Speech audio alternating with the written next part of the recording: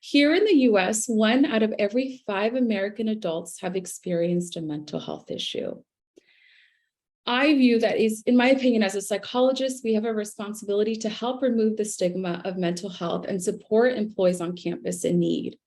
More specifically, as a psychologist in an employee assistance program, it's important that I emphasize that mental health issues in the workplace can lead to lower productivity and absenteeism, as you all have seen perhaps in colleagues or in certain departments. And we haven't even mentioned the impact that the pandemic has had on people. We can help by offering training and ideas for building resilience, self-leadership, and a sense of happiness. And we hope that this calls for that. But we all of presenters, we all recognize that we need to change the culture to reflect purpose, beliefs, connection, resilience, and personal leadership. Next slide. Leaders can advocate for healthy habits, for routines during the workday, such as pausing, reflecting, being mindful, building connections with coworkers. Mental health programs at work can provide support for a major issue that ambitious, hardworking people often face with their mental health, which we all refer to as burnout. In the next slide, these are some very simple, easy to do, easy to implement healthy work habits and routines. The first one being the opportunities to socialize. We need connections in our life. Hybrid work arrangements made that complex, but not impossible. Provide employees with a way to informally socialize online as you would in person. Offer a remote environment for your employees to socialize with work colleagues on topics such as books. Let's do a book club. Recipes. Let's all cook together remotely. Or even current events. Let's meet together to discuss the tragic news that we are exposed to on a daily basis. The second being weekly recharges. Considering offering recharge sessions that focus on relaxation, tension release, breathing, meditation, visualization, and stretching. I also like to note that Dr. Melissa Cordero has been leading these in-person wellness workshops that focus on breathing, meditation, and sound healing in person. And our next in-person event will be at Mosier Hall in early December. So you'll see that in the D list. The last one being minutes of silence. This is a little tricky because I realize that people are very uncomfortable with silence. Start every meeting with a minute of silence to help attendees land, to recharge, to gather themselves through these transitions. Use pausing and silence for co-creation, for reflection during meetings. It provides an awareness point for self-empowerment. Silence delivers many benefits for mental well-being and mindfulness, as we see through meditation. These are just a few ideas to consider for building mental health at work. However, despite the progress made over the past few years, we're still not where we need to be with supporting mental health in the workplace. So I hope that this presentation provides some easy but simple interventions, ideas, and helps change the culture on campus. I will now hand it over to Dr. Melissa Cordero. Hi, thank you for that, Patty. So this section, I'll be focusing on staying grounded, present, and kind when things fall apart. So next slide, please. So I wanted to start off with this quote.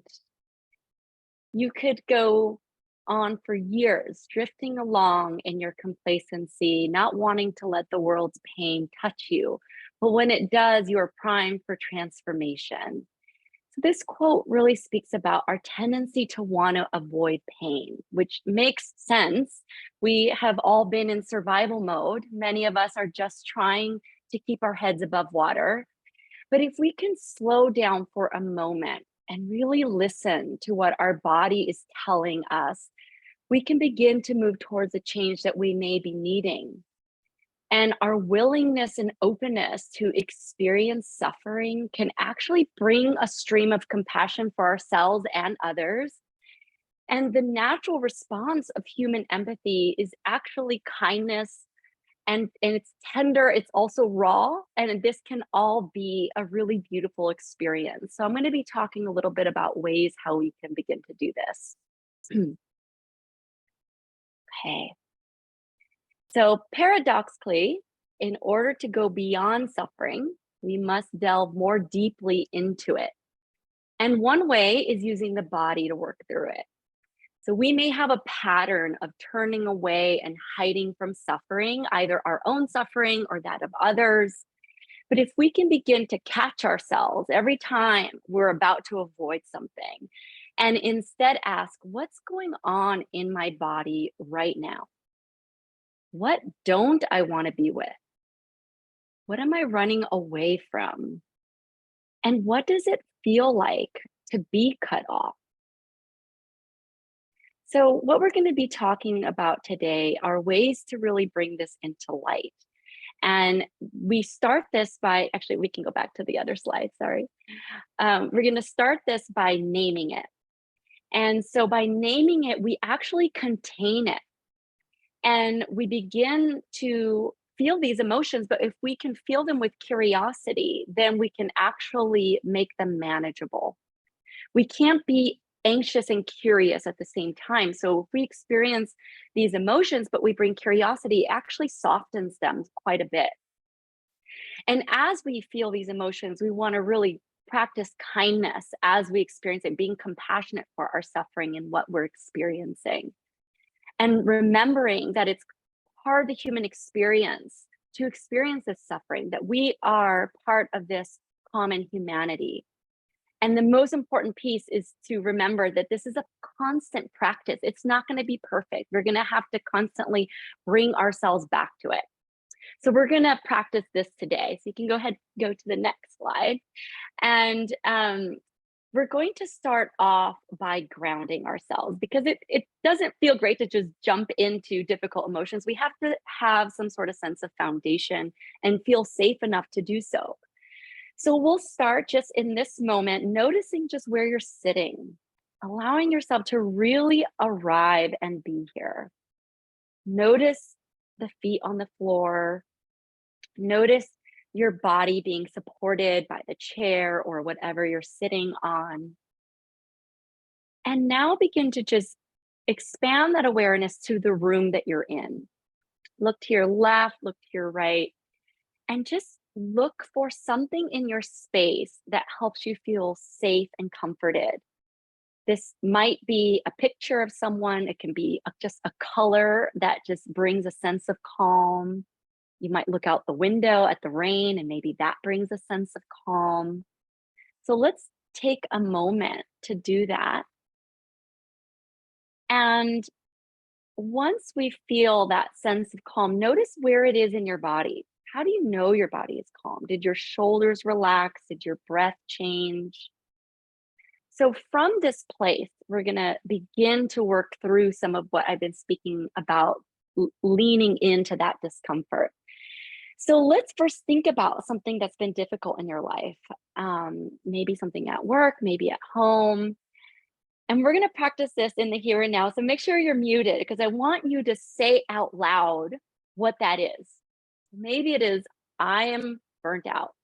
I am unhappy in my relationship. Whatever that is, it may not make full sense yet of what it is, and that's okay. We have to just name whatever you're feeling, whatever you're frustrated about. And as you do that, notice what feelings came in. And we're not trying to explain these feelings or justify them. We're going to just notice with curiosity. Notice where it is in your body. Is your somewhere in your chest? Is it your shoulders? And if it feels too intense, just focus on the outside of like the periphery. So if it's your heart is racing and that's too intense to focus right in the center, maybe you bring your attention to the shoulders or right in front of the heart. Next slide, please. And then we're going to take a moment and become curious about these emotions. So there's no judgment around any of it. It just is. We're going to track the sensations. Where did they go? Are they still in the place where they were when they started? Did they move? Did they shift? And what do they feel like? Is it heavy? Is it light? Is it warm? Is there a movement happening? So sometimes when we feel about our stress, maybe our hands start shaking, or we start clenching, or we start moving our foot. So just notice what is happening. And again, there's nothing wrong with any of it. We're just being curious and observing. So we're actually present to these emotions that we may normally want to try to suppress. And if it ever feels too intense, then we go back and we pendulate and we once again notice that object in the space that we initially found. So let's take a moment and gaze again around our space. Let's find that and notice that shift in our body. So it is like a pendulum. We move from what's uncomfortable but important to feel to what might be a little more comforting, so that it actually makes it manageable to feel the discomfort. So it is important to pendulate between the two. So taking one more moment, just again looking around your space for that object that helps you feel safe. Notice where that calmness hits you in the body. Where is the calmest part of the body? And then really notice, what is it about it that makes you know it's calm? Like, what is the sensation like? Is it light? Is it much more open? Is there more space? Has the breathing changed? So notice the quality of it. We're really slowing down and becoming really present with what's that and getting to know our body. So next slide, please. So this next slide is just to give you some prompts to do on your own, to have a moment to really reflect, asking yourself, where do you give too much in your life? And when you answer what that is, maybe it's, at work, maybe it's your partner, and then begin to notice what happens in your body when you name that. So the exercise we just did, we can do it with each one of these questions once we really look deeper in. So I just invite you to do this on your own and take your time to really see what comes up for you. And so you'll get a copy of these slides, and then we'll just go to this last slide. And I want to just leave you with this quote by Joseph Campbell. We must let go of the life we plan so as to have the life that is waiting for us. Because so often we are just waiting for this one thing to pass, then I can enjoy my life. I'm waiting for COVID to be over, and then I can presume with this, then I'll be happy. Or I'll get this raise, then I'll be happy. But what if we just look at what's there now and really start living this presence and seeing where that takes us when we really reflect on it and what it means for us. So thank you so much. I'll now turn it over to Shira. Thank you, Melissa. I know I feel more at home in my body, and I have a poem actually that is right next to my computer screen for this reason, all about saying yes to where we are right now. So thank you. I hope you all also feel a little more at home. Thank you. So people, the 2021 engagement and retention report said that work-life balance is the #1 reason employees stay at their jobs. And what that means is not the same for everyone. And I don't think that it necessarily means what you think it means. I think when people talk about balance, they don't just want to be able to leave work at home and home at home, although that might be part of it. But people want, and the research shows this to be true, that employees, we want to feel like our basic needs are taken care of, that we have the psychological and physical safety, the friendships at work that we can rely on when things get tough, whether that's at home or on campus. And we want to feel passionate about what we do and like we belong, and that we're celebrated for our whole selves and that we matter. Next slide. I also know that we cannot possibly be our highest form of self if our most basic needs are not being met. And my job, before we get to purpose, before we get to self-actualization, my job is to give you the tools and the resources so that you can get there to thriving, whatever that means for you. And sometimes that means starting at the very bottom of the triangle so that you can be prepared and ready to then figure out your purpose, to realign with your passions, to come out of burnout if that's where you've been sitting, with the resources around you to support you. So let's talk about how to find those resources. And we're going to talk about basic needs first. So this slide is clickable. It takes you to our My Family Resources page. But if you need help financially, if you need help with housing, if you need nutrition or transportation resources, let's start there.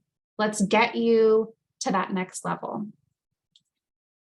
Now, last month, Shola Richards came to talk to us about unstoppable resilience. And since I'm big on resources and tools, the thing that stuck out to me the most, beyond his incredible story, beyond his powerful way with words, but it was this idea of Ubuntu. I am because we are, or directly translated, humanity. We support each other so that we can all move forward with strength. The quote in the top left corner is from Mindful Mama. It's a kind of a daily meditation app, but it's really for everyone, right? May I cherish each community that I'm connected to. My community matters. I matter. And I want you to just sit with that for a moment. Your communities matter. You matter. I matter. The Harvard Business Review research shows that these sources of resilience, they're not, that you see on the screen, they're not universally or equally important to everyone. So for example, some people value laughter above maybe the others, while others prefer empathy. And in short, our resilience needs are really personal, right? And they're shaped by our unique history, our personalities, the professional and personal context. But collectively, those relationships that we develop are a toolbox that we can turn to in our most difficult times, and we can rely on those to help us navigate the day-to-day life challenges. We also know that relying on our networks in times of transition matters a great deal. So when people told the researchers from the Harvard Business Review stories of significant transitions, right? Moves, job changes, role expansions, or family changes, they tended to separate into one of two groups. So one group tended to lean into the transition. They relied on their existing relationships to work through that ambiguity, the anxiety they might be experiencing. They also used the transition, though, to reach out to one or two new groups, like a working parents group or a newcomers group, hi FYE, or a work-based coaching circle like Gaucho Mentor Connection. In contrast, the second group operated with a mindset that they just needed to absorb the transition, closed in on their circle, they felt overwhelmed, and said they would lean into activities when they had time in the future. Over the next 18 months, that group became a smaller version, right? They often drifted away from their connections that had been so important to their lives. And I don't want you to fall into that second group. Or if you're feeling like you're there, let's try and collectively pull each other out. Let's build our resources list. So with that in mind, I want you to look at the chart that Shola shared with us about relational sources of resilience. And let's fill it out right now. Take a minute. If you have a pen and a piece of paper, see if you can write down just a couple of these areas. It doesn't have to be all of them right now. Again, you'll get the slides later, but fill it in with whoever in your life, whether that's on campus or in your communities, fulfill these roles for you. Who helps you connect or remind you of your purpose or of the meaning in your work?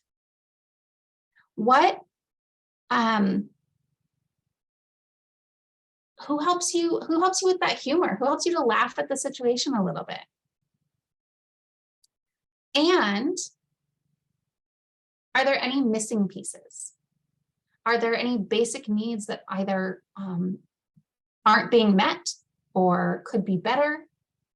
What resources on campus do we have that could help you manage wherever you are right now in your life, or help you manage when things get tough, even if they're not tough right this moment? So using the framework, just jot down the top 3 sources of resilience that you would most like to strengthen in your life. And make a note of those that are most important for you, right?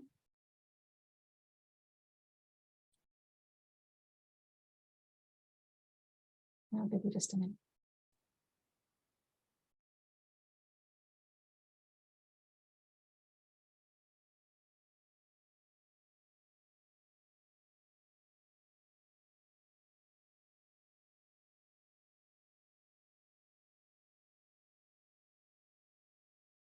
Next slide. Let's build out our resources for finding relational resilience and connecting back with our purpose. And we, the 4 people sharing with you today, are here to support you. And the resources that are listed here are just a small sampling of the resources that we have on campus. And there are more, right? There are individuals, departments, groups on campus and in your communities that are here to support you as well as we dive deeper into finding or rediscovering our purpose. So take a note of these. Are there any that connected you with those sources of resilience? Are there any that you maybe didn't notice before that you'd like to tap into? And with that, I'll turn it over to Jane so that we can dive deeper into purpose. Thank you so much. Reconnect. It's easier than ever to get lost in the day-to-day activities and stressors of the world. Just like Patty said, right, earlier, work, relationships, errands, rinse and repeat. Our focus is almost always on anything and anyone but ourselves.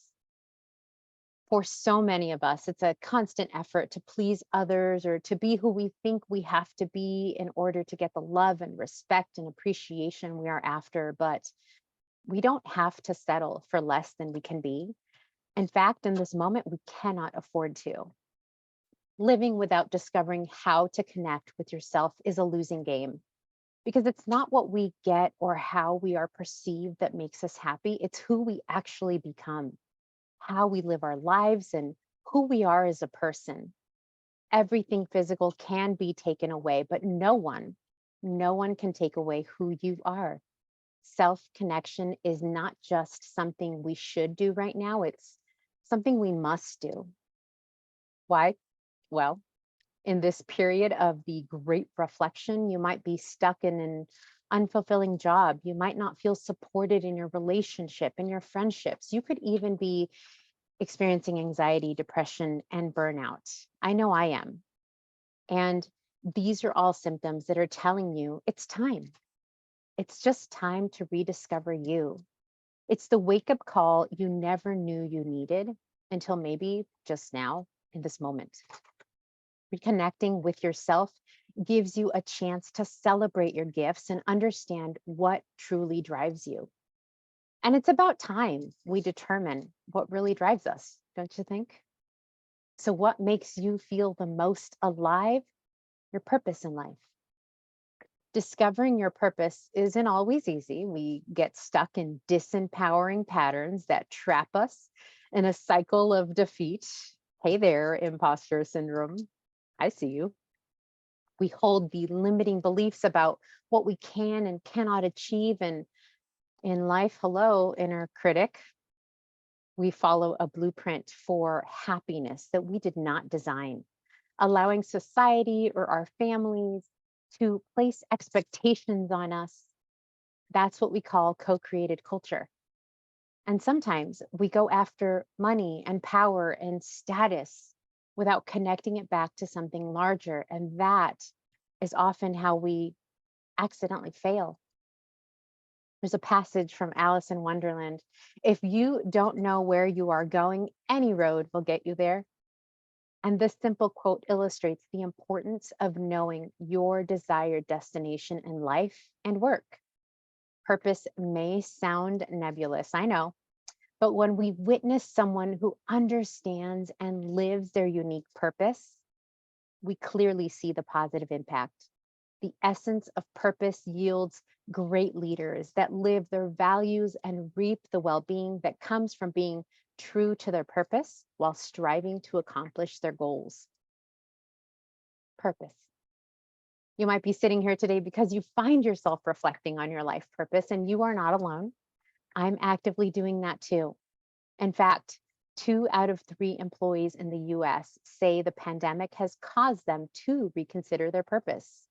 But what the heck does that mean? Finding your purpose means finding a way to impact the world in a way that fulfills and satisfies you fully. Your purpose aligns with your dreams, your values, and your actions. It gives meaning to your existence in the here and now. Your last solo experience of our time together is centered around discovering your purpose by answering 5 simple questions. And the question here is, are you up for it? And the answer here is yes. So, first things first, make sure you're ready to jot things down, type them into the chat, type them into your own personal notebook, whatever it is that you have handy, we're doing it. So number 1, the first thing we'll start off is going to be the easiest question we've got, who you are. So right now, I actually want you to drop your first name in the chat. That's it. And it's as easy as that. Movers and shakers, I see you. I see you in that chat, throwing your name in there. And that is the answer to question number 1. It's discovering your purpose, right? Who you are. I know it sounds silly, but it's a really good start. I'm Jane. I know who I am. Now it's going to get a little tougher. Let's see. Number 2. Now, again, you feel free to answer in the chat. Feel free to write it down somewhere else. I'm happy to see you engage at your own level. What do you do? And because you are awesome, and I know that there are a lot of things that are coming to your mind right now, I want you to dwindle it down to this. Answer this question. What is the one thing that right now you feel supremely qualified to teach others? Write that down. What is the one thing that right now you feel supremely qualified to teach others? And I want you to write this down. So I'm giving you some time here. I'm giving you some time. And for some of you that are open to writing it in the chat, I'd love to see it. Data design, engagement with others, building community, helping develop readers grow. I love that. I'm going to write mine in too.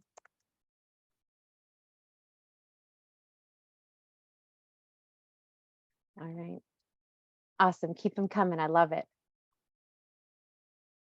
Okay. We're going to go to question number 3. Now, think about who you do it for.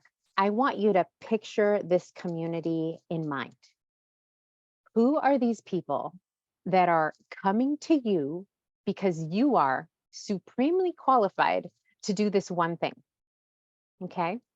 Who are these people that are coming to you because you are supremely qualified to do this one thing? So feel free to type that in the chat. I'm going to type mine in too.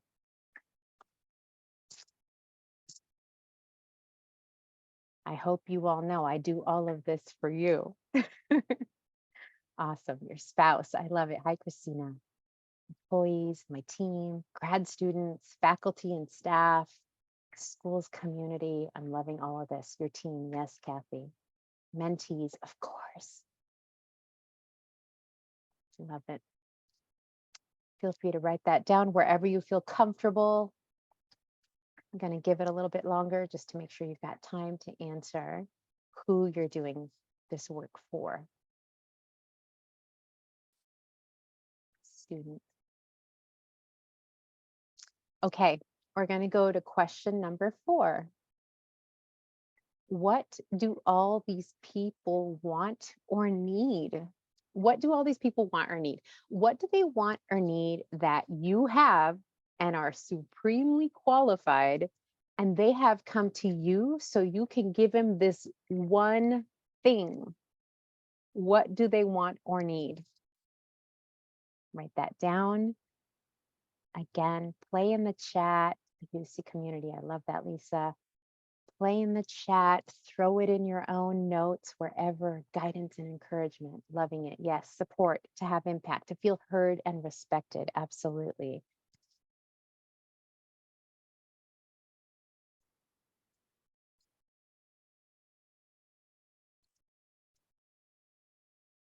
I'm writing mine in now. to feel seen, heard, and validated. Sense of belonging. Thanks, Liz. Thoughtful guidance. Absolutely. We'll give that a little bit longer. Make sure that you've got your answer written down.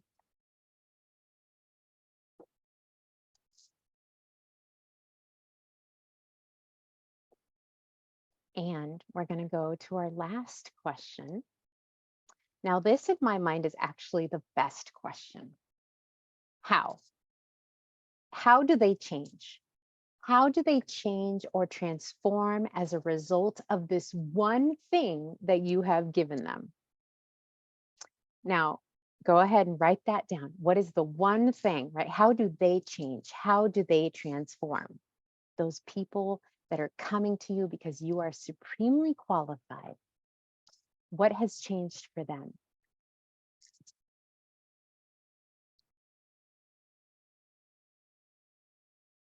And I'll be typing mine in. For me, I feel that if I'm doing my gig the right way, you are going to feel elevated and celebrated. Reflect, yes. Grow and mature, yes. New perspective. These are amazing changes, right? That you are making happen, supported, empowered. Yes, reprioritizing. Courage to create their own path. Lisa is after my own heart. Keep them coming. New life-changing opportunities. I love all of this. Thank you for engaging in the chat. Again, if you don't feel like doing that, totally fine. Write it down wherever it feels best to you. Now I'm going to have Shira. Shira's going to do me the honors, Shira. So what I need you to do, Shira, because I want to tell everyone what we're going to do is kind of build this into a loose sentence, if you will. So Shira, I'm going to just have you ask me each question one at a time as you see it on the screen, and then I'm going to answer. Okay? Okay. Here we go. Jane, who are you? Oh, I'm Jane. What do you do? I create learning experiences Who do you do it for? for employees. What do those people want or need?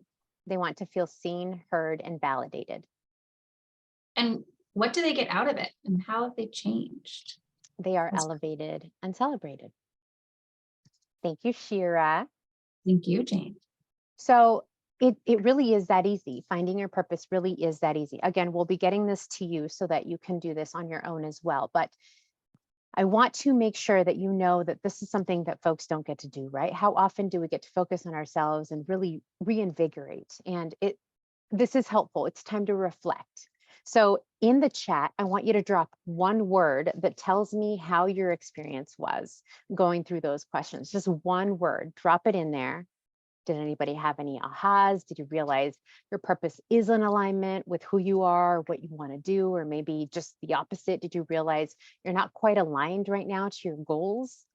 And really the thing about this exercise is that it just really makes you think about why you do what you do day in and day out. And it can create a great reinvigoration and conviction. And it can help you reevaluate and shift. Either way, it's going to be a win-win. And then at this moment, you're going to say, cool story, Jane. Love that. How do I use my new superpower in real life? And this is how you do it. I want you to throw in the chat, what is the one question that everybody asks you when they first meet you? What is that one question that everybody asks you when they first meet you? What do you think?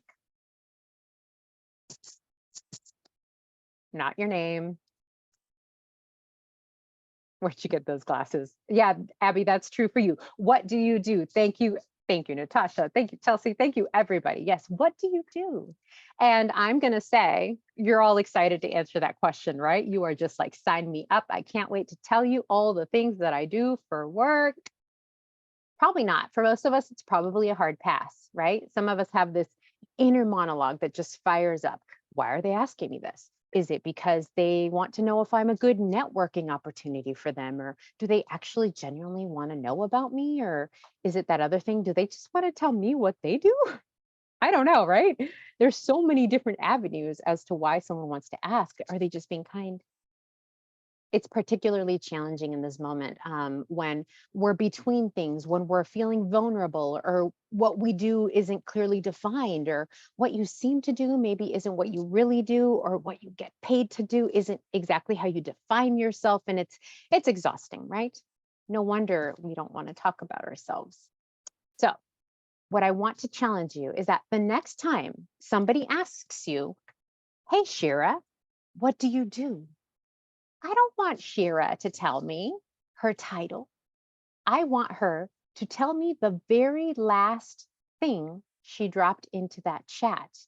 How what you do changes the people you do it for. That's how I want you to start. So, Shira, I'm going to ask you to ask me the question. What do I do? Jane, what do you do? That's easy. I elevate and celebrate others. And then what? Shira's like, what the heck does that mean? What does that mean? Exactly. And see, that little snippet that I just threw at Shira that makes absolutely no sense makes a lot of sense to me. It now has become the starter of my elevator pitch. And it will always start a conversation between yourself and the other person, because they have to ask you a follow-up question. That is way too nebulous, right? So now I get to share with them how I elevate and celebrate others, how I get to I get to share how they can create this life purpose for themselves, right? I create learning experiences for employees so they can feel seen and heard and validated. And I just happen to have the privilege to do that at UCSB. And that's my elevator pitch. And that, my friends, is the easiest way that you can actually live your purpose. And I really hope that this exercise was helpful for you. Shira, thank you so much for helping me with my section. And we did it, friends. We did it. And we're going to keep the conversation going. So I'm going to stop the recording. That recording was just for others who weren't able to come. And we are happy to answer any questions from you. So let me stop the